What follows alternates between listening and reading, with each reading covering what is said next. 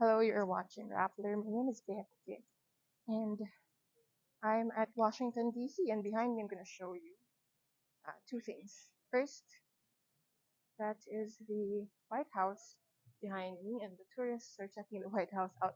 So there you go. So, why am I in Washington, D.C.? I'm here covering the official visit of Philippine President Ferdinand Marcos Jr. Um, to the United States. The official term or the proper term is it's an official working visit. That's the third highest type of visit that a foreign leader can make to the US, the top being a state visit. So, I'll show you later probably, lapit tayo. Makikita mo, may flag pa dyan yung South Korea. Kasi nag-host ng state visit yung US sa president ng South Korea dito, I think just last week. Next to the state visit, you have a official visit. So yun. And then you have uh, official working visit, which President Marcos is undertaking here in Washington, D.C. Marcos and his delegation arrived in the U.S. via, it landed, the presidential plane landed at Joint Base Andrews a little before 5 p.m. Uh, East Coast time yesterday. So yesterday, referring to April 30th, still May 1 here in the U.S. in the morning.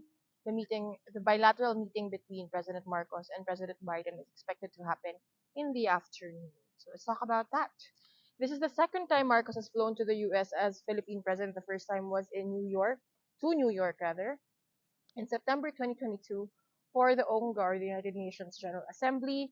Sideline nun, or on the sidelines of that meeting, he did have his first bilateral meeting with US President Joe Biden. So this is how I want you to think about the second bilateral. So the first bilateral was a getting to know you thing. As in nagpapakilala sila sa isa't isa. At that point, wala pang 100 days si President Marcos in office. Biden has been in office for much longer, of course. So the second visit, think about it as a DTR, defining the relationship between the US and the Philippines with Biden, with Marcos at the helm. So let's talk about two things that both the White House and Malacanang have highlighted. First, the economy. So Marcos has mentioned green bonds. Kumbaga ano yun, pwede kang umutang sa US or the US facilitates these loans as long as you're funding a project that is geared towards sustainability. On top of that, Marcos will be having meetings with, well, first of all, U.S. legislators. According to Malacanang, he's also set to meet with U.S. businessmen. So those meetings are happening or are expected to happen at Blair House. That is the official guest house ng U.S. President. So, kumbaga, pinhiram, pinapagamit sa Philippine President. So economy, that's one thing. That's always been a recurring theme whenever Marcos goes abroad. No, he always wants to speak to to business leaders, and of course that's so different here. But what makes this visit different to the US, I think, beautiful sky behind me. Again, yun nga, getting to know you yung first meeting, ito parang defining the terms of the relationship between the Philippines and the US under Marcos. Why is this a big deal? Kasi if you recall, under the former president, Rodrigo Duterte, that was probably the lowest and tensest point of the relationship between the Philippines and the US, no? He cursed former President Barack Obama. He said in no vague terms at all that the Philippines would pivot away from the US, not just militarily but economically, and it was a much talked about pivot to China that wasn't really as hyped up. It was more hyped up than it actually ended up being, but that's another topic altogether. Um, in an ambush interview with reporters en route to Washington, sabi ni President Marcos, he wants to hear from the US or from President Biden yung position nila, where they want to place themselves, siguro, not just in the context of Philippine-US relations, but in the greater picture of the region, the Indo-Pacific, the Asia-Pacific. Not to say na vague ito, ha. Very, very clear kung ano yung position ng Biden administration in terms of the Indo-Pacific. They want the exact term is they want a free and open, connected, prosperous, secure, and resilient Indo-Pacific. But I think it's still quite different if you hear it from the commander in chief or the head of state himself. And he, of course, President Marcos wants to express the Philippine position too. He has described it as a position of peace. Kumbaga, we don't want aggressions against us. We don't want ourselves to be used for aggressions in the region. He said in no vague terms, also in very, very clear terms, na we will not be used as staging point for military aggression. And we'll talk about that a little more later. But again, yun nga, yung big thing dito, it's a return to our long-running alliance with the United States. We are the U.S. is one of it's our oldest treaty ally. We are only one of five countries in the Indo-Pacific with which the U.S. has uh, is a treaty ally of. So the other countries are Australia, South Korea, Japan, and Thailand. What does that treaty mean? Yung tawag dito ay yung Mutual Defense Treaty. It means that if one country is under attack, if we invoke that treaty, the other country will come to our defense, will help us defend ourselves. In the case of the Philippines, for instance.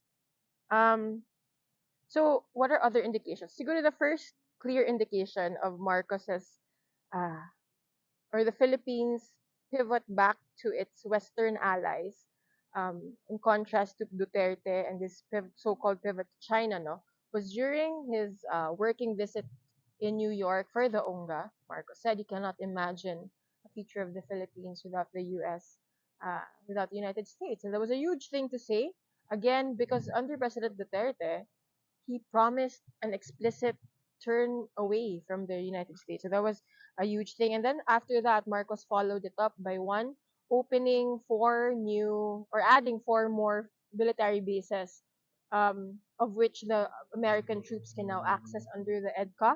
Um, several high-ranking American officials have visited Marcos in Malacanang. Vice President Kamala Harris visited Marcos. Defense Chief Lloyd Austin was in Malacanang. Of course, the Secretary of State also visited Marcos in Malacanang. And of course, kumbaga yung send-off niya coming into or before he left Manila for the US, he attended the Balikatan. That's the yearly exercise between Filipino and US troops. You can hear the mowing of the lawn behind me, but that's fine. We'll work through that. He attended the Balikatan 2023, the biggest yet ever. In contrast, the first Balikatan of former President Duterte was a very scaled down version of the Balikatan to only close to 3,000 lang, a little over 2,000 troops from the US went to the Philippines. And instead of it being full out war games, naging uh, disaster relief operations simulation. Yung naging focus ng Balikatan na yun. In contrast, yung pinuntahan ni President Marcos sa Zambales on the last, the last exercise of the Balikatan was a joint littoral exercise. What does that mean? Nagtulungan ang US at Philippine troops to sink a decommissioned Philippine Navy ship. Mahirap yun because you have to coordinate not just the people executing the exercise or the operation, but also you have to coordinate yung weapon systems. So that was a huge flex, perhaps, of the interoperability or the ability of Philippine and US troops to work together.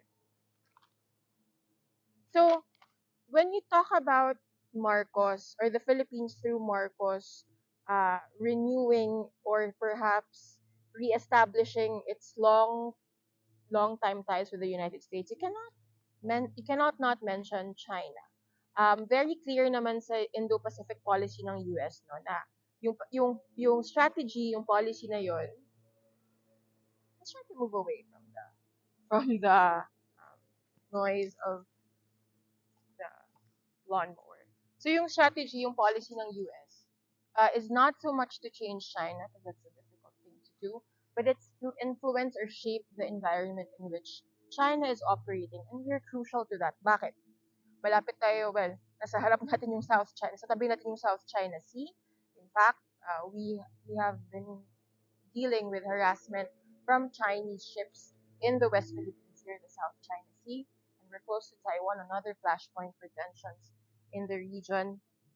Ang sabi ni President Marcos sa amin, gusto niya mag-evolve yung Mutual Defense Treaty. anong ibig sabihin ng pag-evolve ng Mutual Defense Treaty. Hindi clear. Um, Ostensibly kasi he wants to speak to the US first, um, because it can't be a one-sided evolution. It has to be the two sides deciding on how it's going to evolve and actually following through with that decision or that promise. No, but at the same time, you have to understand that Marcos has been trying to keep good ties with China. In January 2023, he visited Beijing for a state visit. There, he promised a new golden age and the maturing of relations between Manila and Beijing. And yet, after that, he had to summon the Chinese ambassador because of a laser pointing incident against a Philippine ship that put them in danger, essentially. Um, and recently as well, the Philippine Coast Guard reported a near collision between the ships of the between our ship and China's ship. Again, these cases of Chinese aggression have been more frequent, or at least the Philippines has been more prudent in reporting on it and exposing it. So that's also an interesting development in the dynamics in the region. So again, that meeting is happening in the afternoon of May 1 in Washington, D.C. In the Philippines. That's around actually past midnight on May 2. We will be giving you updates on what they speak about during the meeting, what was agreed on, um, and then, of course, the meetings after that. Today, actually, or on May 1, President Marcos will be meeting with the Filipino community. Not just in DC. Normally, mga ganong events, it brings together Filipinos from the general area. So, baka yung nearby states din, states close to DC. In New York, even, may mga lumipad all the way, or nag-travel all the way from Canada to attend that Filipino community meeting. Let's talk about what was not spoken about, or what has not been highlighted in the lead up to this bilateral meeting. The U.S. has mentioned the word human rights because human rights, or upholding and pushing for the improvement of the human rights condition, is part of the Indo-Pacific strategy ng Biden administration. Pero there has been no mention of human rights from the Malacanang side. No? Wala ding mention ng press freedom, which is interesting because, well, one, the other night or last night, um, President Biden did mention the importance of press freedom during the White House Correspondents' Dinner, and si President Marcos naman mentioned press freedom during an event with the kapisanan ng mga broadcaster ng Pilipinas, yung self-regulatory body ng mga broadcasters in the Philippines. So, um, we'll see from handouts from the White House or Malacanang, or even during their statements if they mention that. But again, if we are to simplify this bilateral, two things or three things, sorry. First, the economy. Second, defense. Maybe four things. The economy, defense, the Philippine, China, and the bigger issue or overarching theme of this visit or this bilateral meeting would be the Philippines' return to Washington as a very, very close ally. By the way things are progressing, or at least so far, no, wala pang 1 year si President Marcos. It seems that he's keen on keeping very, very close ties, or keeping Washington close to the Philippines, at least especially compared to his predecessor, Rodrigo Duterte. So it's interesting to see how that relationship will develop. Uh, I'm personally interested to understand ano ba yung evolution na yun ng Mutual Defense Treaty. Um, there are uh, qualms, not just from China, but even within the Philippines, right? Especially sa areas kung saan these bases na binuksan to American troops, where these bases are located. There have been concerns not just by politicians of those, or the LGUs of those towns and cities, but also, the ordinary Filipinos who live near those bases. They have been concerned. So it's interesting to see how that will balance out, and that will work out in the long run. This has been Bea Cupin again. Wait, before I say goodbye to you, I think I'll bring you closer to the White House. This isn't exactly where he'll meet. Or we don't know yet actually, because we'll find out later kung saan ba yung eksaktong lugar ng pag-meet ni. Sorry, such a close of my face. So I'll bring you closer to the White House. you will see from here. I'm at a park in front of the White House actually. And we'll see. So here behind me, you can see it from here. That's it right there. So there's the monument behind me.